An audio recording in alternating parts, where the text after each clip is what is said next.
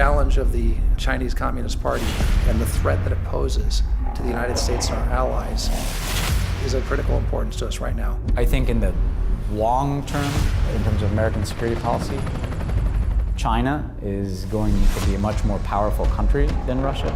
There's no country that presents a broader, more comprehensive threat to America's innovation, to our economic security, and to our democratic ideas than China does. I believe we've got to live in reality. Communist China, it wants to control the entire world, including Americans. Let's be clear, the Chinese Communist Party is a Marxist-Leninist organization. The party General Secretary Xi Jinping sees himself as Joseph Stalin's successor. China's a longer-term threat, and we need to be very clear-eyed about what they are and what they aren't. They're not our partner. They're never going to be our partner under the existing leadership team. Under President Xi's rule, the Chinese Communist Party is heading even faster and further in the wrong direction. More internal repression, more predatory economic practices, more heavy-handedness, and most concerning for me, a more aggressive military posture. For China, success is a zero-sum game. China is going to eat our lunch? Come on, man. I mean, they're not bad folks, but guess what? They're not a competition for us. On the surface, that's a really puzzling thing to say. Joe Biden's saying China is not really a threat. China is America's chief rival on the global stage, and nobody should know that better than Joe Biden. I mean, during the Obama-Biden administration, they actually recalibrated foreign policy to contain China. It was called the pivot. China has never loomed larger in our lives. Think about it. The economy, trade, espionage, now COVID-19. China has said openly that they want to supplant us as the world's superpower. But Joe Biden talks about China differently. China is not our enemy. Not a problem. What are we worried about? Come on, man. He doesn't see them as a threat. And I believe then what I believe now, that a rising China is a positive development.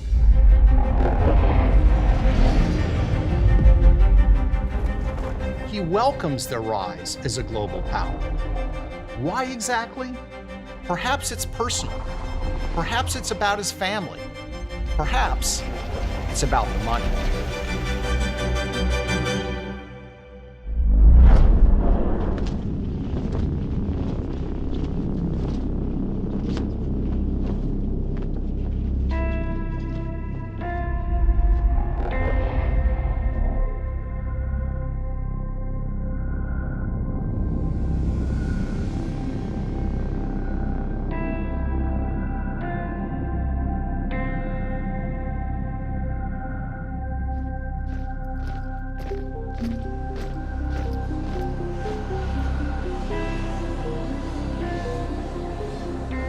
December 2013, Vice President Joe Biden is arriving in Beijing for a series of sensitive meetings with Chinese officials. The Chinese give him the red carpet treatment, literally. But also along for the trip, Joe Biden's son, Hunter Biden. During the visit, Joe Biden meets with Chinese Vice Premier Li and with President Xi. A 2013 trip to China getting new attention this morning, not for what Joe Biden did, but for who he brought with him. And what was Hunter Biden doing? We're not sure. He doesn't appear in many pictures of the official festivities. But what we do know is this. 10 days after father and son returned to the United States, Hunter Biden's small investment firm announced a $1 billion private equity deal with the Chinese government. And where did the capital come from for this deal? From the Chinese government itself.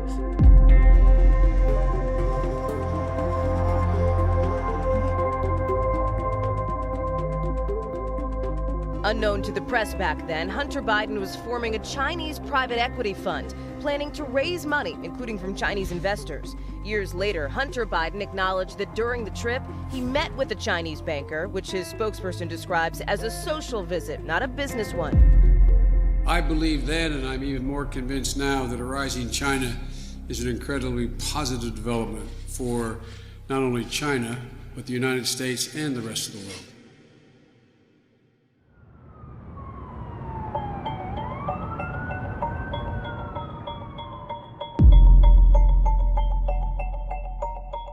Hunter's small firm got a deal that no one else had in China.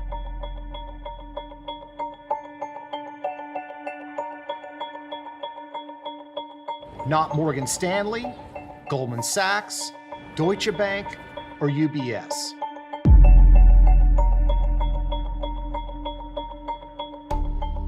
And are you vulnerable on this issue at all because of your son's business dealings in China? No, I don't believe so at all. My son's business dealings were not anything with everybody that he's talking about, not even remotely number one.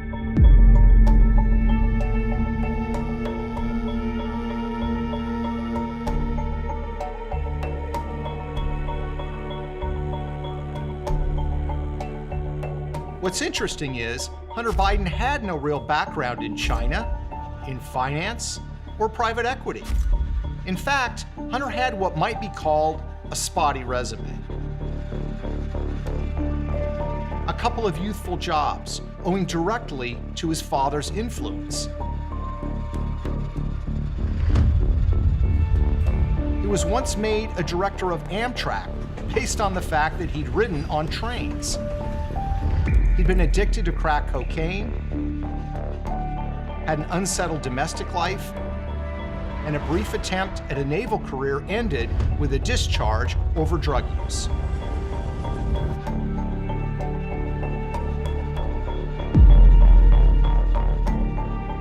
So why did the Chinese pick him?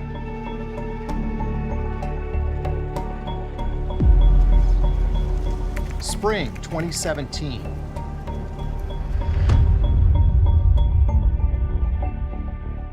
Patrick Ho, a Chinese businessman, was arrested by the FBI on bribery charges.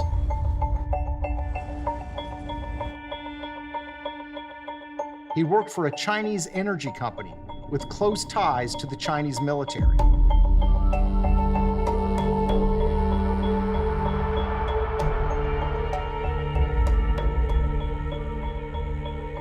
While in FBI custody, Ho made 2 phone calls.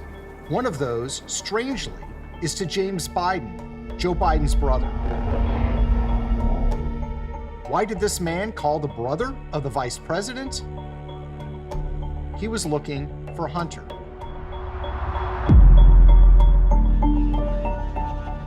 This is the remarkable and largely hidden story of the secret financial relationship between the Biden family and the Chinese government. It's a relationship that grew while Joe Biden was Vice President of the United States,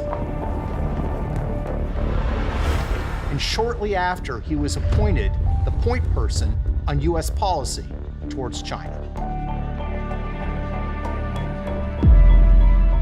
Our investigation is based on corporate records, financial documents, legal briefings, and court papers.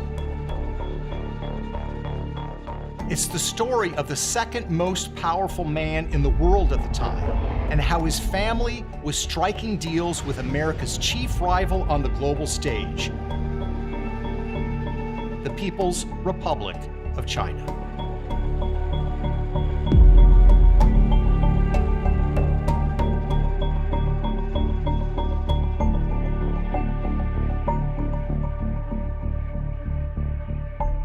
And it's a story that has been largely never told. A rising China is a positive development, not only for the people of China, but for the United States and the world as a whole.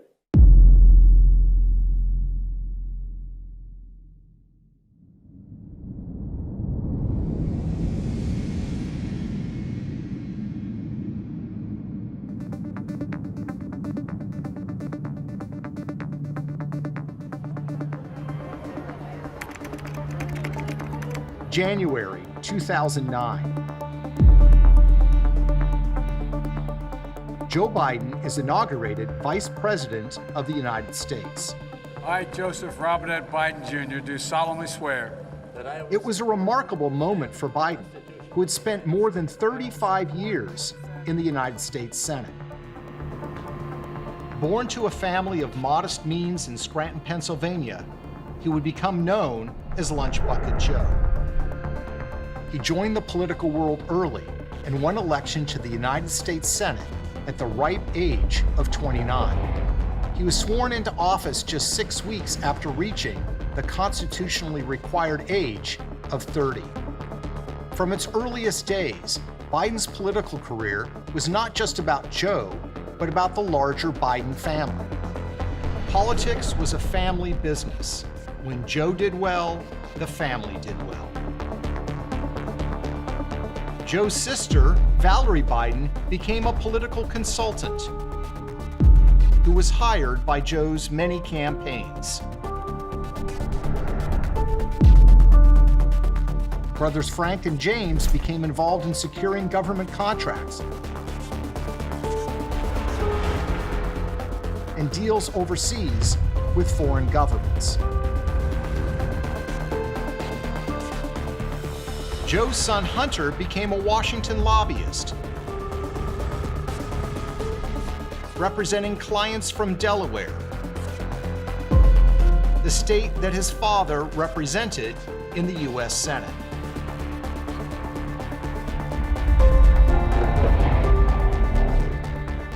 When Joe Biden was elevated to the vice presidency, the family's ambitions grew accordingly.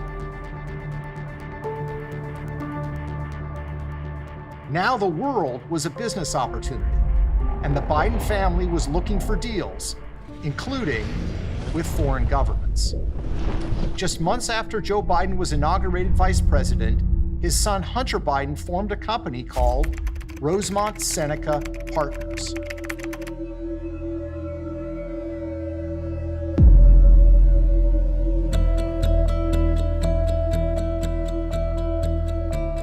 His partners had useful connections.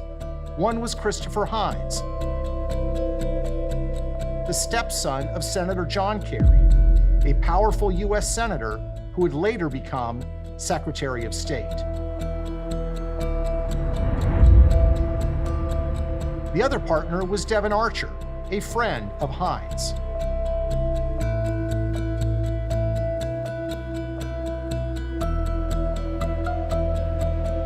Rosemont is the name of the Hines family's 90-acre estate outside of Fox Chapel, Pennsylvania.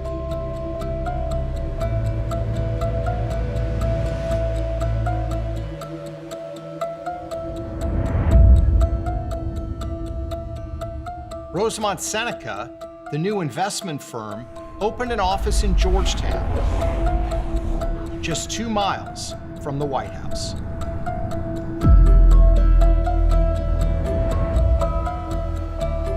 Outside of Fox Chapel, Pennsylvania. One of Hunter Biden's big scores was a controversial deal he landed in the troubled nation of Ukraine. In 2014, the Ukrainian government fell, and Joe Biden became America's point man for the troubled country.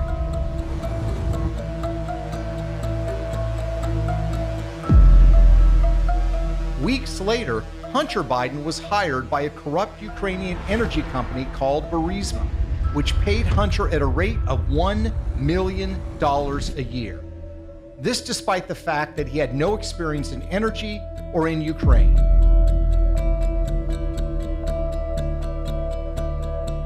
If your last name wasn't Biden, do you think you would have been asked to be on the board of Burisma? I don't know. Probably not.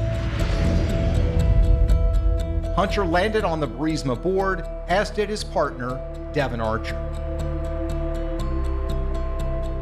Hunter's ventures in Ukraine would later pose troubling questions of conflict of interest for his father, Joe. I will support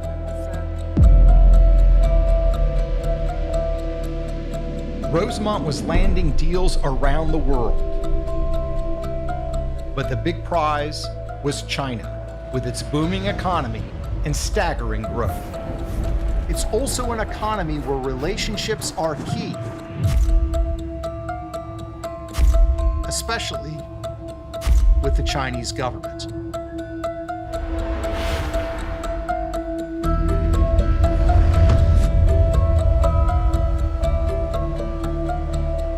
And I'd like now to raise our glass in a toast to many more generations of friendship and peace.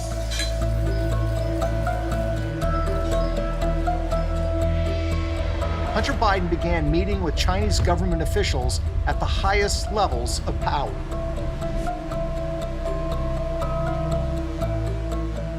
He had no background in China, little background in finance. Hunter's previous job had been as a lobbyist for an online gambling company located in Europe. But now, doors were opening to Hunter in China. Often, Hunter's meetings coincided almost directly with his father's high-level diplomacy with Chinese leaders. In April 2010, for example, Vice President Joe Biden met with the Chinese president at the Nuclear Security Summit in Washington, D.C. But at virtually the same time, halfway around the world, Hunter Biden was in China, meeting with government officials looking for financial deals. Who exactly was Hunter Biden meeting with? Only some of the most powerful finance officials in China. Hunter spent 2 days meeting with the top executives from China's sovereign wealth fund, Social Security fund, and largest banks. Hunter even posed with them for a series of pictures.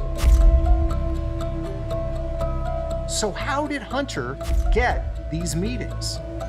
One Chinese website's account of the meeting touted that Chinese officials extended their warm welcome to Hunter Biden, quote, second son of the now Vice President, Joe Biden. In other words, Hunter got these meetings because of who his father was, Vice President of the United States. I don't think that there's a lot of things that would have happened in my life that if my last name wasn't Biden.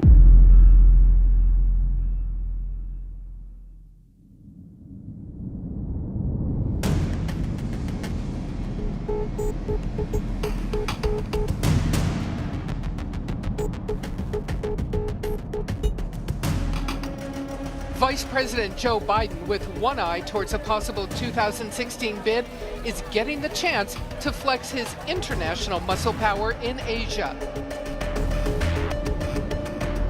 That brings us back to 2013, when Joe Biden arrived in Beijing with a full agenda. Among the highly sensitive issues to press with his hosts, Chinese cyber attacks, the theft of American intellectual property, trade issues, national security, China's claims over the South China Sea. Hunter Biden was also on board.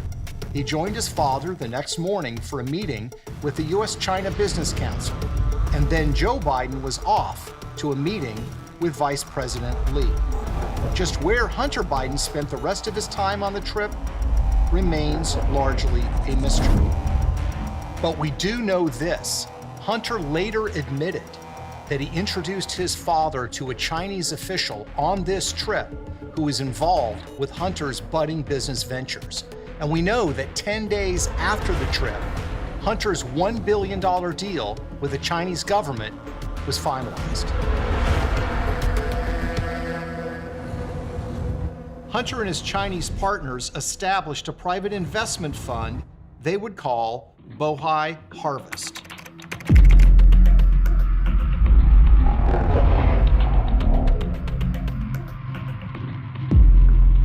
The Chinese government provided the money.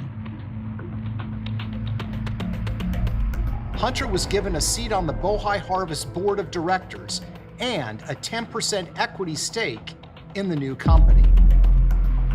Devin Archer, his business partner, was appointed vice chairman.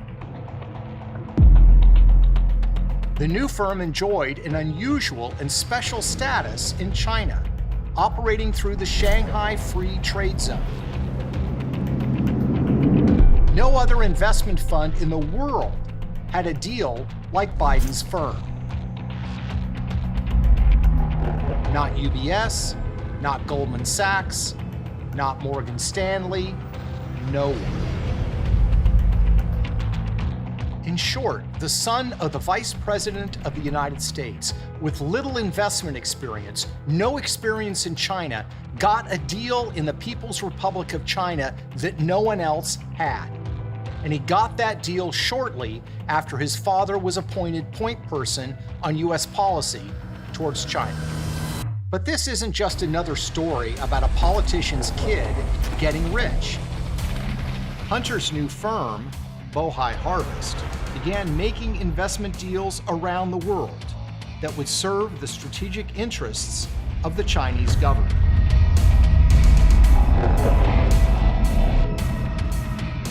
And that's what makes this deal so troubling.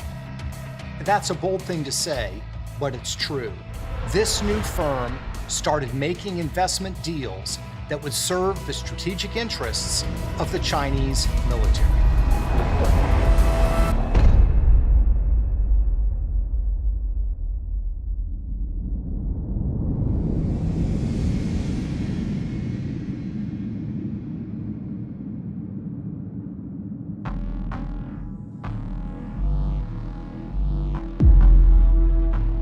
In 2015, Hunter Biden's Bohai Harvest joined forces with the Chinese military contractor AVIC to buy American parts manufacturer Henniges.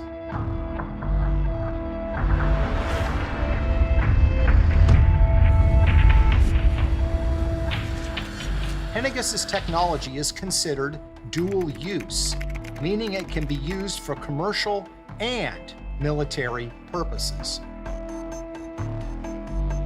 And deals like these require approval of the highest levels of the federal government.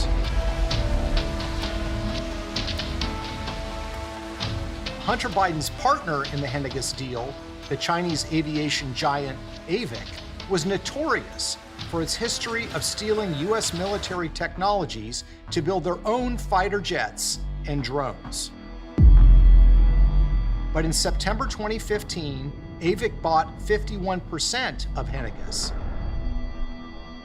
And Hunter Biden's Bohai Harvest bought the other 49%.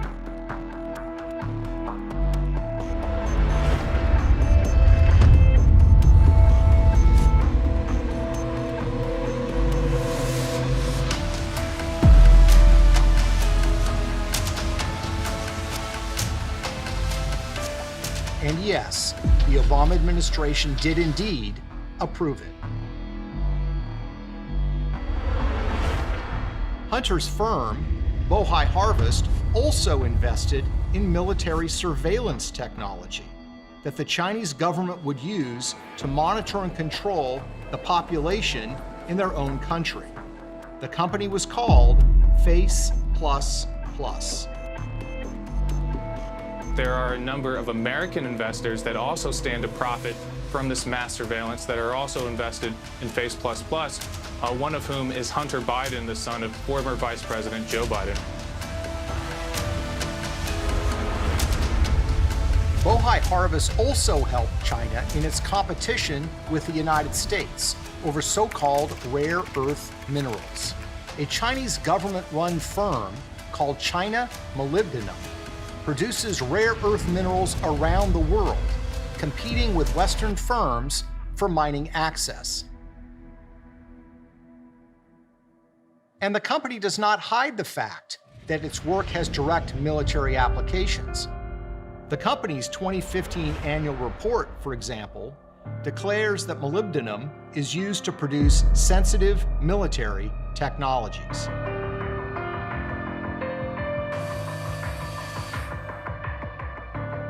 What's fascinating is that while Hunter Biden and his firm were helping Beijing in the race to acquire rare earth minerals, his father's administration was actually fighting them.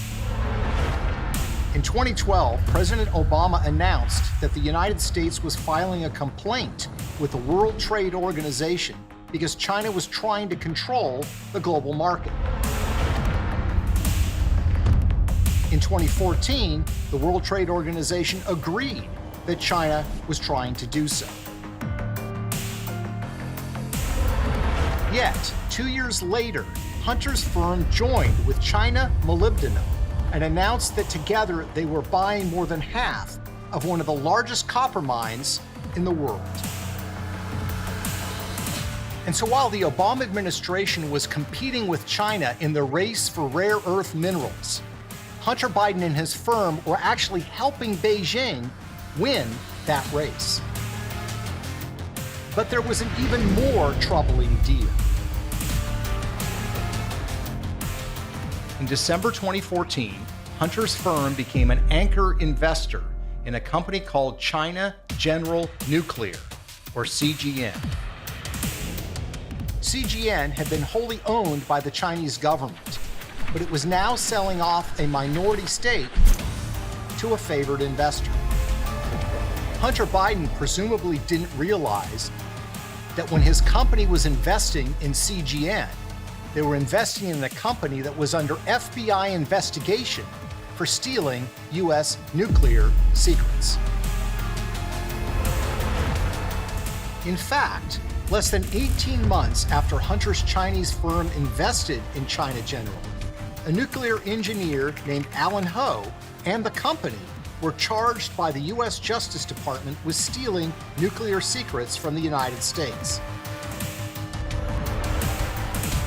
According to the FBI, Ho had been working under the direction of China General to steal American nuclear secrets since 1998.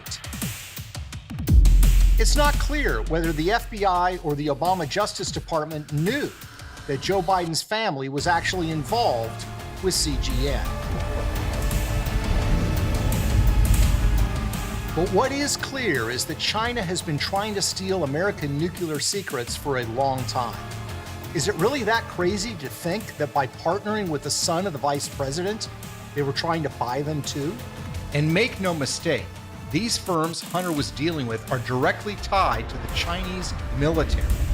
In June 2020, the U.S. Department of Defense released a list of companies doing business in the United States that were known to be connected to the Chinese military. On that list, AVIC and CGN. But the Bidens weren't done cutting deals in China.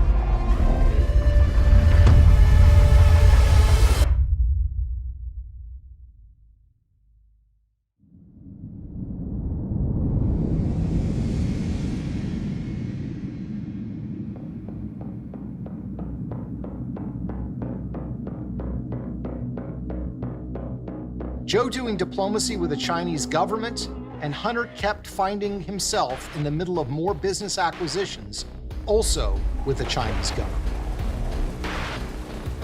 A confident China was on the march, asserting its power and flexing its muscles. China had promised the world that it wasn't going to militarize the area, but they went ahead and did so anyway. The Chinese aggression was aimed at America, too.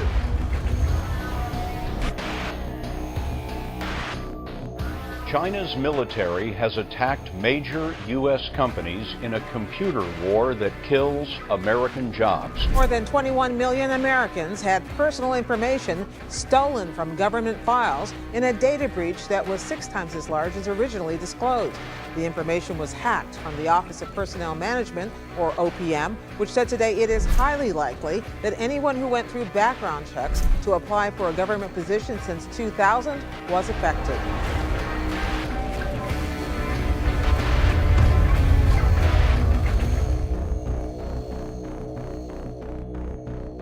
Think about that. The Chinese government had hacked an American government website and taken information from millions of American government workers. Highly sensitive private information. It was a crime taken very seriously by our federal government. And what was Hunter Biden doing?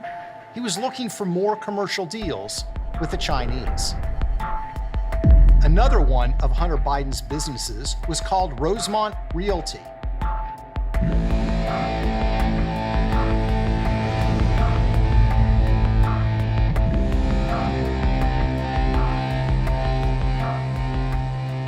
co-founded with Devon Archer, who is the chairman of the firm. Just like his investment firm, Hunter Biden had no background in commercial real estate. But that didn't stop him from getting a seat at some of the biggest tables around the world. Who was Rosemont Realty negotiating with? That would be a company called Gemini, a former subsidiary of a Chinese state-owned company with close ties to the Chinese military. Rosemont Realty certainly played up the Biden connection in the material they provided to possible investors. In a company prospectus from Rosemont marked confidential, they noted that it was a key consideration that Hunter Biden, son of Vice President Biden, is on the advisory board. In August 2015, an eye-popping multi-billion-dollar deal was announced. The Chinese company Gemini was buying a 75% stake in Hunter Biden's company, Rosemont.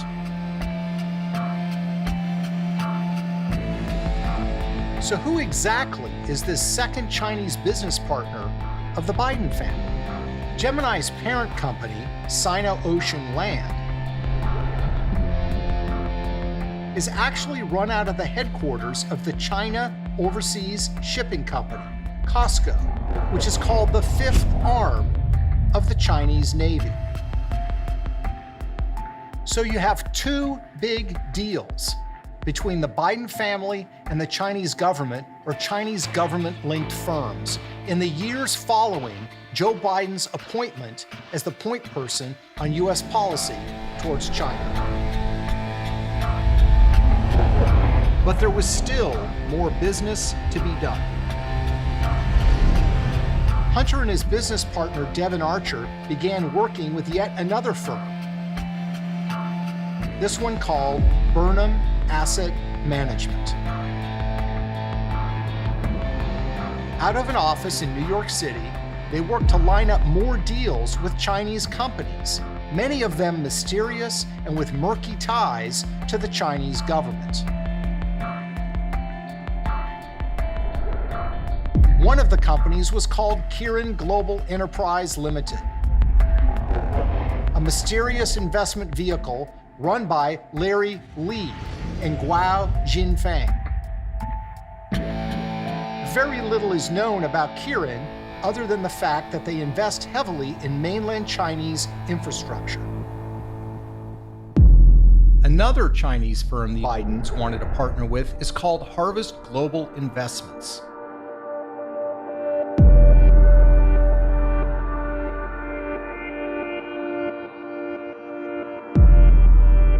Which is linked to the Chinese government. How much money did the Biden family make from these deals? How deep do their ties to the Chinese government run? We can't know for sure, but consider this.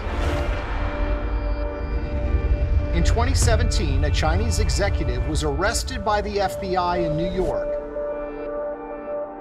on charges of money laundering and violating the Foreign Corrupt Practices Act. Patrick Ho was an assistant to a Chinese oil tycoon who ran CEFC China Energy, which had strong ties to the Chinese military. When Ho was arrested, one of the first calls he made was to James Biden, Joe's brother. When asked by the New York Times about the call, James Biden says that Ho was actually calling to get Hunter Biden's phone number.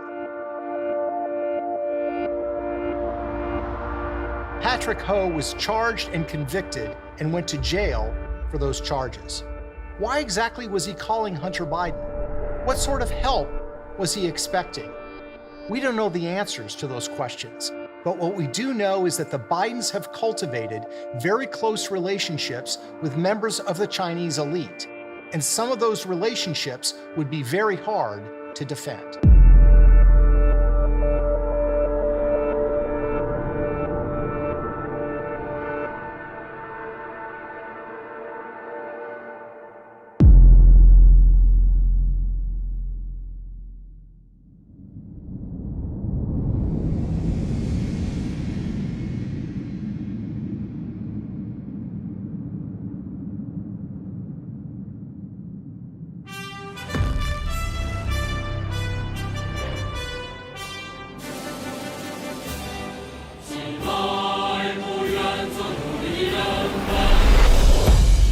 So what do we know? We know that the Biden family has a series of lucrative deals with the Chinese government. We know that these deals came despite a lack of experience by the Bidens in the areas they covered. We know that they happened while Joe Biden was steering U.S. foreign policy towards China. We also know that these deals didn't just make the Bidens money, they had potentially dangerous consequences for our national security. We know that Hunter Biden's firm, backed by the Chinese government, invested in a company that was actively stealing nuclear secrets from the United States. We know that China has been consistent in their efforts to acquire U.S. technology, and that their spies have been caught trying to steal our military technology. We know that Hunter Biden's firm bought a company that provides dual-use technologies for the Chinese military. We know that global powers have tried to stop China from monopolizing the world's mineral resources. And we know that Hunter Biden's firm bought a company that actually helped China in its competition with the United States for mineral resources. And we also know this, that Biden investment firm that helped China gain access to dual-use technology, that invested in Chinese surveillance technology and helped China in its quest to control the world's strategic metals? Hunter Biden was forced by political pressure to resign from that firm's board of directors in late 2019. But Hunter quietly maintains an ownership stake in the firm, a stake worth millions of dollars, and stands to be worth even more as its China partnership prospers. Why did you leave the board in April? It's a 5-year term. And you chose not to? I chose not to. Yeah. Why? I think it's pretty obvious why. So why does this matter? Because we need to know who our leaders are doing business with. Who is making them wealthy? Who might they be beholden to? It's the oldest story in politics. We need to follow the money. A rising China is awash in money. The money trail stretches all across the globe. And some of those trails lead straight to one of America's most prominent political families, headed by a man who calls himself Lunch Bucket Joe.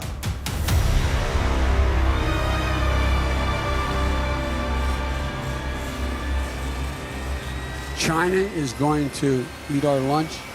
Come on, man.